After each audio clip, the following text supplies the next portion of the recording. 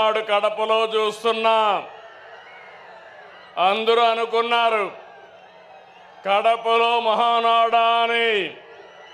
నాకు నమ్మకం ఉంది.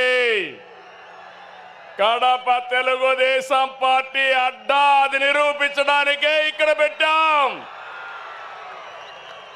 అవునా కాదా తమ్ముళ్ళు మిమ్మల్ని అడుగుతున్నా.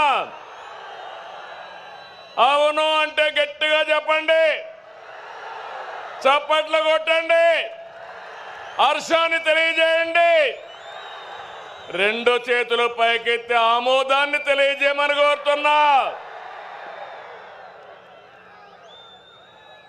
ఒక్కోసారి జీవితాల్లో కొన్ని సంఘటనలు జరుగుతాయి.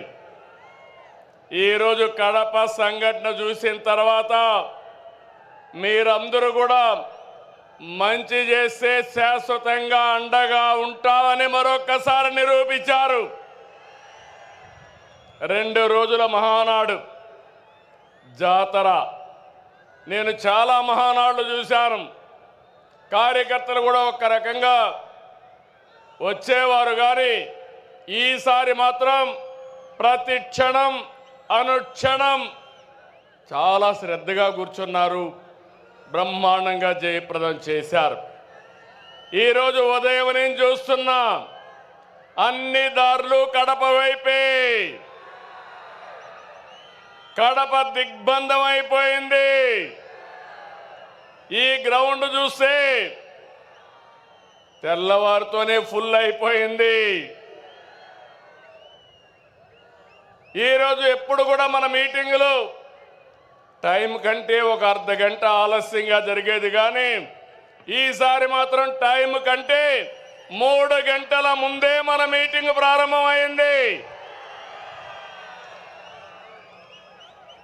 ఏం తమ్ముళ్ళు, మీ రుణం తీర్చుకోవాలి.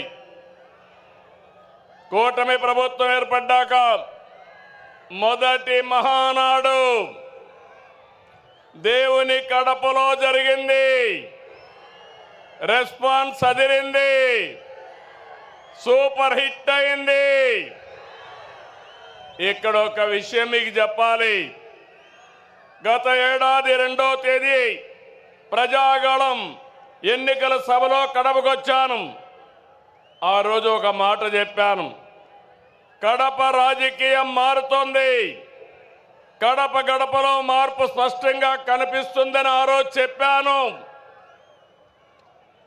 అది మీరు చూస్తే అహంకారంతో విర్రవీగే వారికి ఎన్నికల్లో కడప జిల్లా ప్రజలు అద్భుత చైతన్యంతో తీర్పు చెప్పారు. ఈ ఎన్నికల్లో ఒక కడపే కాదు, రాష్ట్రం ప్రతి ప్రాంతం అద్భుతమైన విజయాన్ని సాధించాం. ఉమ్మడి కడపలో 10కి 7 గెలిచాం. తమ్ముళ్ళు ఇప్పుడు నుంచి కష్టపడితే 2029లో 10కి 10 సిద్ధమా అని అడుగుతున్నా. మిమ్మల్ని సిద్ధమా తమ్ముళ్ళు అని అడుగుతున్నా. ఆడబిడ్డలు సిద్ధమా అని అడుగుతున్నా.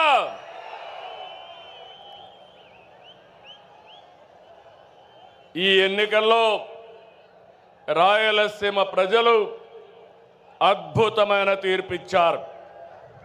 52 సీట్లకి 45 సీట్లు కూటమిని గెలిపించారు. ఇందులో టీడీపీ 40 దాకా గెలిపించారు. వైసీపీకి రాయలసీమలో 7 సీట్లు వస్తే తెలుగుదేశం కూటమికి ఒక్క ఉమ్మడి కడప జిల్లాలో 7 సీట్లు గెలిపించారు. ప్రజా తీర్పు మళ్ళీ మనకు ఒక బాధ్యత గుర్తు చేసింది. కానీ ఈ తీర్పును మనం అర్థం చేసుకున్నాం. ఓడిపోయిన పార్టీ ఇప్పటికీ అర్థం చేసుకోలేదు, అర్థం చేసుకోదు కూడా. అధికారం కోసం పుట్టిన పార్టీ కాదు తెలుగుదేశం పార్టీ. ప్రజల జీవితాల్లో మార్చడానికి, మార్పు తేవడానికి పుట్టిన పార్టీ తెలుగుదేశం పార్టీ. అవునా కాదా అని మిమ్మల్ని అడుగుతున్నా. అవునంటే గట్టిగా చెప్పండి, చప్పట్లు కొట్టి. నా సుదీర్ఘమైన రాజకీయ జీవితంలో నేను చూశాను, ఎప్పుడు కూడా ప్రజలంతా కూడా అభివృద్ధిని, సంక్షేమాన్ని కోరుకుంటారు. ఇంకో పక్క పార్టీ ఎలా ఉండాలో, పాలన ఎలా ఉండాలో చెప్పడంలో తెలుగుదేశం పార్టీ ప్రస్థానం ఒక కేస్ స్టడీ. పాలకులు ఎలా ఉండకూడదు, పార్టీ ఎలా నలపకూడదు ప్రపంచంలోనే ఒక కేస్ స్టడీ వైఎస్ఆర్ పార్టీ అని చెప్పి కూడా నేను మీకు తెలియజేస్తున్నా. తెలుగుదేశం పార్టీ ప్రజా ఉద్యమాలు, పోరాటాలు, ఎన్నికలు, గెలుపులు కొత్త కాదని చెప్పి నేను మీకు తెలియజేస్తున్నా. గత ప్రభుత్వంలో 5 సంవత్సరాలు మనం పోరాటాలు చేశాం.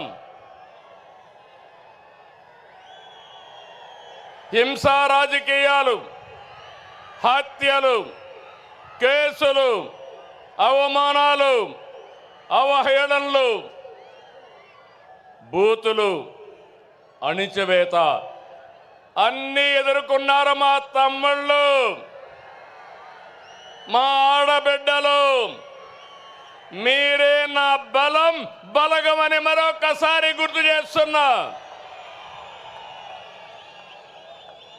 మొన్నటి విజయం వెనుక కార్య